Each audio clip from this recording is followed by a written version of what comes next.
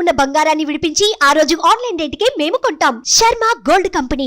నమస్కారం, welcome to Suman TV. నేను గీతాంజలి. కార్తీక పౌర్ణమి November 15వ తారీఖున అయితే విధిగా అందరూ ఆచరించవలసింది ఏమిటి? ఆ రోజున చాలామంది దీపాలు వెలిగిస్తూ ఉంటారు. అంతేకాదు దానం కూడా చాలా ముఖ్యం. ఆ రోజున ఎంతో విశిష్టత ఉంది దానానికి అని చెప్తున్నారండి. అయితే మరి ఎలాంటి దానం ఇస్తే మంచిది, ఎవరికి దానం ఇవ్వాలి, దాంతోపాటుగా దీపం ఎలా పెట్టాలి, ఆ రోజున అసలు విధిగా ఏం చేయాలి, పౌర్ణమి రోజున ఏ దైవారాధన చేయాలి? ఎందుకంటే కొంతమంది శివుణ్ణి ఆరాధిస్తారు, కొంతమంది కేశవుణ్ణి ఆరాధిస్తారు, అంటే విష్ణుమూర్తిని, ఇంకొంతమంది పౌర్ణమి కదా అని అమ్మవారి పూజ కూడా చేస్తూ ఉంటారు. ఇలా అసలు ఎవరి ఆరాధన మనం చేస్తే మనకి వాళ్ళ అనుగ్రహం కలుగుతుందో తెలుసుకుందాం. వివరించేందుకు ప్రస్తుతం మనతో పాటు ఉన్నారు ప్రముఖ జ్యోతిష్యులు బ్రహ్మశ్రీ నందిభట్ల శ్రీహరి శర్మ గురువు గారు. వారితో మాట్లాడదాం. గురుగారు నమస్కారం అండి. వాగర్థావివ సంపృక్తౌ వాగర్థ ప్రతిపత్తయే జగతః పితరౌ వందే పార్వతీ పరమేశ్వరౌ. సదాశివసమారంభాం శంకరాచార్య మధ్యమాం అస్మదాచార్య పర్యంతం వందే గురు పరంపరాం. ఆదిత్యాయ చ సోమాయ మంగళాయ బుధాయ చ గురుశుక్ర శనిభ్యశ్చ రాహవే కేతవే నమః. శృంగేరి జగద్గురు పీఠాధిపతులకి, కంచి పీఠాధిపతులకి నమస్కారములు తెలియజేసుకుంటూ కార్యక్రమాన్ని ప్రారంభిద్దాం.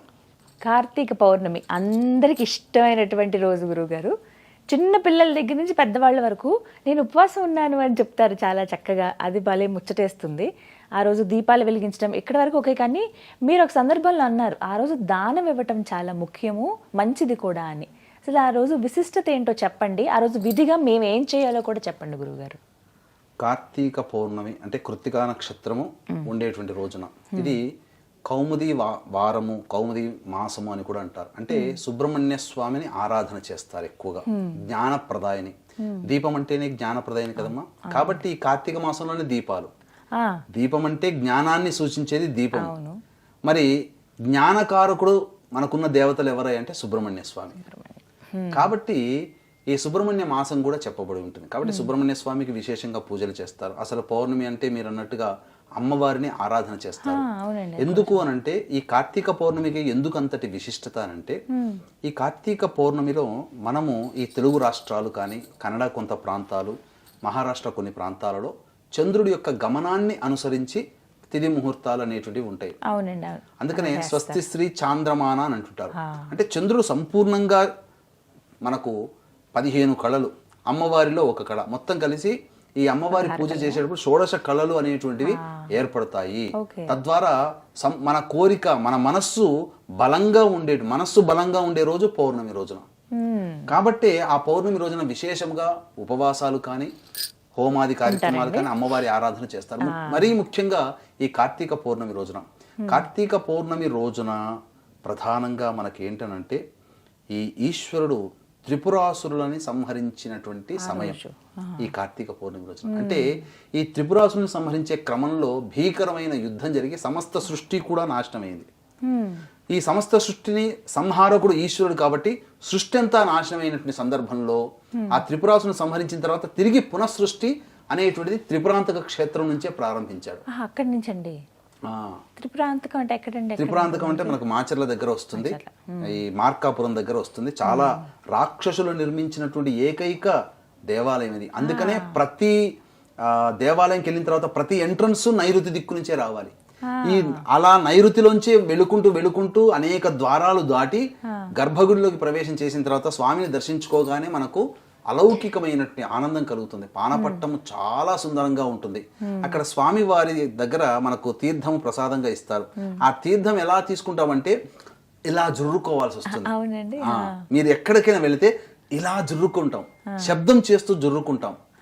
ఆ తీర్థములో కొన్ని ప్రత్యేకమైనటువంటి ఆయుర్వేద మూలికలు పెడతారు అందులో. అంటే ఎందుకనంటే నైరుతి దిక్కుగా ప్రవేశం చేస్తాం కాబట్టి ఆ నైరుతి దిక్కుగా ప్రవేశం చేసిన తర్వాత ఆ స్వామిని దర్శించుకునే ప్రతి మానవుడిలో రాక్షస గుణాలు వస్తాయి. కాబట్టి ఆ రాక్షస గుణాలు మళ్ళీ తిరిగి రాకుండా ఉండడం కోసం అక్కడ ఆ తీర్థంలో ఆయుర్వేద మిళితమైన ఇప్పుడు అదే ఇస్తారమ్మా. మనకు తెలియకుండానే మనం నాకుతాం. అంటే ఆ తీర్థం ఇలా తీసుకుంటాం, కానీ అక్కడికి వెళ్ళిన తర్వాత మనకు తెలియకుండానే రాక్షస ప్రవృత్తి ఎట్లా నాకుతారు రాక్షసులు, మనకు తెలియకుండానే మనం నాకేస్తాం. అంటే ఆ రాక్షస ప్రవృత్తికి సూచన అది. అందుకనే ఇంతటి పరమ పవిత్రం అక్కడ బాలా త్రిపుర సుందరి అమ్మవారు సాక్షాత్తు వెలిసినటువంటి అమ్మవారు, త్రిపురాంతక అమ్మవారు. అందుకనే ఈ కార్తీక పౌర్ణమి రోజున మన పీఠం ఆధ్వర్యంలో జాతకరీత్యా ఉన్నటువంటి విద్య, వివాహ, ఉద్యోగ, దాంపత్య, సంతాన, అనారోగ్య సమస్యల నివారణకి, శనిదోష పరిహారానికి సర్వదోష నివారణ హోమాలు అనేటువంటి పర్ హెడ్ 1500 రూపాయలకి చేయించడం జరుగుతుంది. అవకాశం ఉన్న వాళ్ళు కార్యక్రమ తదనంతరం కాంటాక్ట్ చేసి పూర్తి వివరాలు తెలుసుకోవచ్చు. ఇక ఈ కార్తీక పౌర్ణమి రోజున ఈ సంబంధించినటువంటి విధి విధానం ఎలా ఆచరించాలి అనేటువంటి విషయానికి వస్తే, చక్కగా బ్రహ్మ ముహూర్తంలో నిద్ర లేచి, అనగా 3 గంటలకల్లా నిద్ర లేచి కాలకృత్యాదులు తీర్చుకొని మొట్టమొదటిగా ఆ ఈశ్వరుని చిత్రపటానికి కానీ లేదా శివలింగం ఉంటే శివలింగం అక్కడ అష్టదళ పద్మం అనేటువంటిది పెట్టి అక్కడ మధ్యలో పుష్పములు, పసుపు, కుంకుమ, గంధం పెట్టిన తర్వాత వాటి మీద తమలపాకులు 3 తమలపాకులు పెట్టి దాని మీద శివలింగం పెట్టాలి. పెట్టిన తర్వాత అప్పుడు ఆ శివునికి అభిషేకం చేసుకోవాలి, శివాయ నమః అనుకుంటూ. అభిషేకం చేసిన తర్వాత దీపారాధనలో ఆవు నేతితో దీపారాధన చేయాలి. తదనంతరం ఈశ్వరునికి అర్చన చేయాలి. ఈ అర్చన అనేటువంటిది విధి విధానాలుగా చక్కగా చేసుకోవచ్చు. అనేక పుష్పాలతో చేసుకోవచ్చు, అభిషేకం అనేక పళ్ళ రసాలతో చేసుకోవచ్చు. మనము బంగారము గనక హిరణ్యోదకం ఇంకా బంగారు దాన్ని వేసి కూడా చేసుకోవచ్చు. కానీ ఈ బంగారాన్ని మనం వాడుతున్నప్పుడు నగ కానీ ఉంగరం కానీ పెట్టేటప్పుడు దాన్ని చక్కగా శుభ్రంగా కడిగి ఆవు పాలతో శుద్ధి చేస్తే ఆ సమయానికి అభిషేకం చేసుకోవడానికి బంగారం ఉపయోగం అవుతుంది. ఆ శుద్ధి చేసినటువంటి ఉంగరాన్ని నీటిలో వేస్తే అది బంగారు నీరు అవుతుంది. ఆ నీటితో శివునికి అభిషేకం చేయొచ్చు, పళ్ళ రసాలతో అభిషేకం చేయొచ్చు. ఇక ముఖ్యంగా చెప్పాలి అని అంటే గరికలు వేసి గరికోదకము ఇలా ఈ విధంగా చేసుకోవచ్చు. ముఖ్యంగా ఎవరైతే వివాహం కాకుండా అమ్మాయిలు అబ్బాయిలు ఇబ్బంది పడుతున్నారో అప్పుడు ఈ మనకు నవబోధ్ అని కొన్ని ప్రాంతాల్లో మిశ్రి అని, అలాగే పటిక బెల్లం అని అంటుంటారు. అనగా చక్కెర రాకముందున్న పరిస్థితి, దాన్ని బాగా నలగొట్టి పిండి చేసి ఆ కొద్ది పిండిని నీటిలో వేసి ఆ నీటితో ఈశ్వరునికి అభిషేకం చేసి గన్నేరు పుష్పాలతో కనుక అర్చన చేస్తే అతి శీఘ్రంగా వివాహం జరుగుతుంది. వాళ్ళకి వివాహ సమస్యలు, దాంపత్య సమస్యలు తొలగిపోతాయి. చక్కటి సంతానం కావాలి అనుకునే వాళ్ళు ఈ యొక్క గరిక పోచల్ని నీటిలో వేసి ఆ నీటితో శివునికి అభిషేకం చేసి 8 రకాల పుష్పాలతో ఈశ్వరునికి అర్చన చేయాలి. ఇక అనారోగ్య సమస్యలతో బాధపడేటువంటి వాళ్ళు పంచామృతాలతో అభిషేకం జరిపించి అప్పుడు నైవేద్యముగా గుమ్మడి కాయని బలి గనక ఇస్తే, ఏ వ్యక్తి పేరు మీద అభిషేకం చేస్తామో ఆ కార్తీక పౌర్ణమి రోజున కానీ అతనికి అనారోగ్య సమస్యలు తొలగిపోతాయి. చాలా విశేషం. ఉద్యోగం రాక, పదవి రాక, ఉద్యోగంలో సమస్యలు ఎదుర్కొనేటువంటి వాళ్ళు చెరుకు రసం ఉంటుంది కదమ్మా, ఆ చెరుకు రసాన్ని ఈశ్వరునికి ముందు రోజు తెచ్చి పెట్టుకోవచ్చు ఫ్రిడ్జ్ లో. తర్వాత తెల్లవారి ఈశ్వరునికి ఆ కార్తీక పౌర్ణమి రోజున ఈశ్వరునికి చెరుకు రసంతో అభిషేకం చేసి పొంగలి నైవేద్యంగా పెట్టినట్లయితే ఖచ్చితంగా ఉద్యోగం లభిస్తుంది. ఇవి ఇంట్లోనే చేసుకోవచ్చు, తప్పేమీ లేదమ్మా. ఒకవేళ చెరుకు రసం దొరకకపోతే బెల్లం ఉంటుంది కదమ్మా, ఆ బెల్లాన్ని చిత్తకొట్టి నీటిలో కలిపితే బెల్లం నీరు, ఆ బెల్లం నీటితో శివుడికి అభిషేకం చేయొచ్చు. అలాగే విద్య కావాలనుకునేటువంటి వాళ్ళు ఆవు నేతితో అభిషేకం చేయాలి. ఇక ముఖ్యంగా ఈ కార్తీక పౌర్ణమి రోజున సమస్తమైనటువంటి ఇంట్లో బాధలు తొలగిపోవాలి. మనకు ఏంటనంటే ఈ ప్రయోగ బాధలు అంటారు కదమ్మా, ఈ ప్రయోగ బాధలు తొలగిపోవాలంటే అన్నము తేనె కలిపి శివలింగాకారముగా చేసి ఆ శివుడికి అభిషేకం చేసి ఆ తర్వాత దాన్ని నదిలో గనక కలిపేస్తే ఇక ప్రయోగ బాధలని, ఇంట్లో ఉన్న నరదృష్టి బాధలన్నీ కూడా తొలగిపోతాయి. ఎంత పరిమాణంలో చేస్తాం? ఇంత చిన్న పరిమాణంలో చేసుకోవచ్చు, చిన్న పరిమాణంలో చేసుకోవచ్చు. అన్నము తేనెతో కలిపినటువంటి శివలింగాన్ని తయారు చేసి గనక చేసినటువంటి మానవుడికి అసలు ప్రయోగ బాధలు తొలగిపోతాయి. ఈ విధంగా చేయొచ్చు. తర్వాత ఇక అనేక విధాలుగా ఈ స్వామిని ఆ రోజున అభిషేకం చేసిన తర్వాత సంధ్యా సమయంలో మళ్ళీ ఉపవాసం ఉంటే, శక్తి ఉంటే ఉపవాసం ఉండాలి, లేదు భోజనం చేస్తామంటే భోజనం చేయవచ్చు. సరిగ్గా మళ్ళీ 5 గంటలకల్లా మళ్ళీ ఉపవాసానికి స్నానం చేయడానికి మధ్య, అనగా భోజనానికి స్నానానికి మధ్య 3 గంటల వ్యవధి ఉండాలి. 5 గంటలకల్లా అనగా 1 గంటకల్లా భోజనం చేసే అలవాటుని చేసేయండి. 5 గంటలకల్లా మళ్ళీ కాలకృత్యాదులు తీర్చుకొని మళ్ళీ 6 గంటల 4 నిమిషాలకి సూర్యాస్తమయం అవుతుంది. 2 ముహూర్త కాలం అంటే 48 నిమిషాలు. కాబట్టి 6 గంటల 4 నుంచి 48 నిమిషాలు అంటే 6 గంటల 52 నిమిషాల మధ్య కాలంలో శివాలయానికి చేరుకొని ఆ శివాలయంలో అర్చన జరిపించుకొని అక్కడ దీప ఆరాధన చేయాలి. చాలా మందికి ప్రేక్షకులకి తెలిసేటువంటిది ఏంటంటే 365 ఒత్తులను వెలిగిస్తారు, కానీ వాస్తవానికి 365 కాదమ్మా, 720 ఒత్తుల దీపారాధన చేయాలి. 700. ఎందుకనంటే మనకు ఇంగ్లీష్ నెలల ప్రకారం 365 రోజులు. కానీ మన మాసాలు గనుక లెక్క వేసుకుంటే ప్రతి మాసానికి 30 రోజులు, 12 మాసాలు 360. అయితే 360 ఒత్తుల్ని పెడితే ఒక దీపముతో ఒత్తితో దీపారాధన చేసిన పాపము దక్కుతుంది మనకు. ఒక ఒత్తితో ఎప్పుడు దేవ పూజలు చేయకూడదు, కనీసం 2 ఒత్తులన్నా పెట్టాలి. అందుకనే 360 ప్లస్ 360 అయితే 720 ఒత్తులని మీ గృహంలో దీపారాధన చేయొచ్చు, శివాలయంలో దీపారాధన చేయొచ్చు. మూడవసారిగా విష్ణు దేవాలయంలో దీపారాధన చేయాలి. ఇక్కడ చాలా మందికి వచ్చేటువంటి సందేహం ఏంటంటే కుటుంబ సభ్యులకి అందరికీ కలిపి ఒకటి చేస్తే సరిపోతుందనంటే ఎవరికి వ్యక్తిగతంగా వాళ్ళమ్మ. కాబట్టి కుటుంబ సభ్యులను 3 ఉన్నారనుకోండి, 3 పేరు మీద 720 తలా 720 ఒత్తుల్ని దీపారాధన చేయొచ్చు. ఈ విధంగా చేసినట్లయితే తప్పకుండా ఆ దీపారాధన ఫలితం దక్కుతుంది. ఖచ్చితంగా దీపారాధన చేయాలి.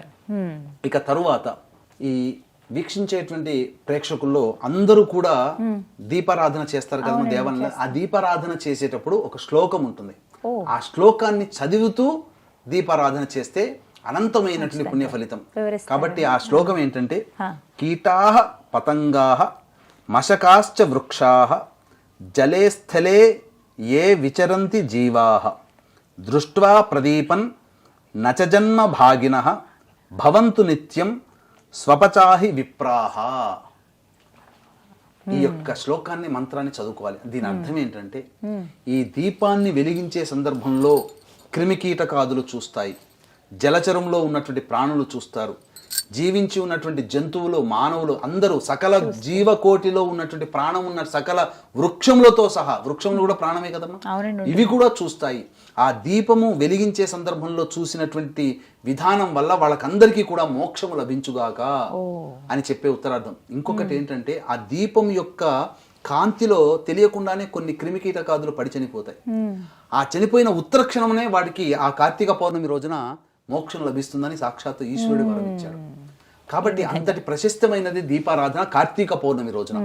కాబట్టి 720 360 కాదండి, 720 ఒత్తులు మీ పేరు మీద, మీ వారి పేరు మీద, మీ పిల్లల పేరు మీద ఒక్కొక్కరికి ఒక్కొక్క విధంగా 720 ఒత్తుల్ని దీపారాధన చేస్తే శ్రేష్టము. లేదు అంత శక్తి లేదండి, ఎవరిని బలవంతం చేయడం అమ్మ మన ధర్మంలో, అందరి పేరు మీద నేను దీపారాధన చేస్తున్నా, ఆ ఫలితం మా కుటుంబ సభ్యులు అందరికీ రావాలని చెప్పి ఆ మహిళ అయినా పురుషుడైనా మొక్కుకొని దేవాలయంలో దీపారాధన చేయవచ్చు. ఈ విధంగా దీపారాధన చేసిన తర్వాత 7 గంటల తర్వాత అక్కడ శివాలయంలో జ్వాలాతోరణం అని ఉంటుంది. ఆ జ్వాలాతోరణం గుండా ముమ్మార్లు వెళ్ళినట్లయితే వాళ్ళకి వచ్చే సంవత్సరం వరకు అపమృత్యు భయ దోషాలు ఉండవు, కార్తీక మాసం వరకు. కాబట్టి ముమ్మార్లు సాక్షాత్తు పార్వతీ అమ్మవారే పరమేశ్వరుని యొక్క మృత్యుంజయత్వం కోసం ఆ విధంగా అమ్మవారు చేసింది. మనం ఆ విధంగా అప్పటి నుంచి ఆచారంలోకి వచ్చింది. ఆ విధంగా మనం కూడా చేసి ఆ విధంగా చేయవచ్చు. వీలుంటే జాగారం చేసి శివనామస్మరణ చేసుకుంటూ కార్తీక పౌర్ణమి. ఇక కార్తీక పౌర్ణమిలో ఒక వెండి పళ్ళెములో కానీ, అంటే రాత్రి 10 గంటల 8 నిమిషాల తర్వాత కృత్తికా నక్షత్రం వచ్చేస్తుంది. ఆ రోజున 15వ తారీఖు రోజున, ఆ రోజున వెండి పళ్ళెము కానీ తీసుకోండి, లేదా వెండి గ్లాస్ అయినా తీసుకోండి.